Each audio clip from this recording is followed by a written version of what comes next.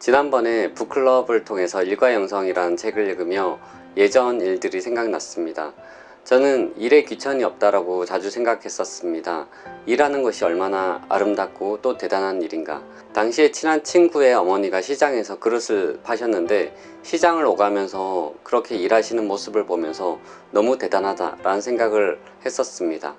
한 사람 자신을 책임지는 것도 놀라운데 자기뿐 아니라 다른 사람을 책임진다라는 것이 얼마나 귀하게 보였는지 모릅니다. 그런 연장선상에서 제가 대학 때 자취방에서 하나님께 이렇게 기도드렸던 적이 있습니다. 하나님, 사람들은 그 사람의 외모와 직업과 학력과 돈을 보고 그 사람을 판단할 때가 많은데 그것도 물론 중요하지만 그것만큼 중요한 여러 가치들이 있을 것입니다.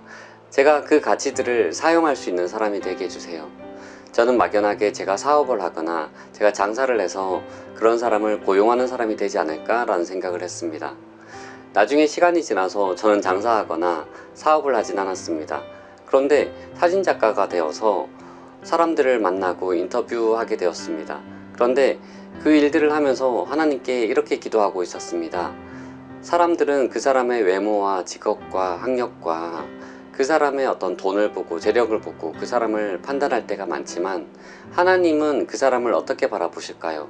제가 하나님께서 그 사람을 바라보시는 시선으로 그들을 만나기를 원합니다 라고. 사람들을 만나고 그런 시간들이 한참 쌓였을 때 제가 대학 시절에 드렸던 기도가 생각났었습니다. 그리고 참 놀라워했었습니다. 제가 하나님께 드렸던 그 기도가 똑같이 응답되진 않았지만 참 비슷한 방향으로 흘러가서 하나님의 시간과 뜻 가운데 이루어졌구나 라는 생각을 했기 때문입니다. 우리가 있는 곳에서 우리가 만나는 사람들 속에서 하나님은 우리에게 어떤 마음을 주실까요? 하나님이 주신 마음을 따라서 우리가 함께 기도했으면 좋겠습니다.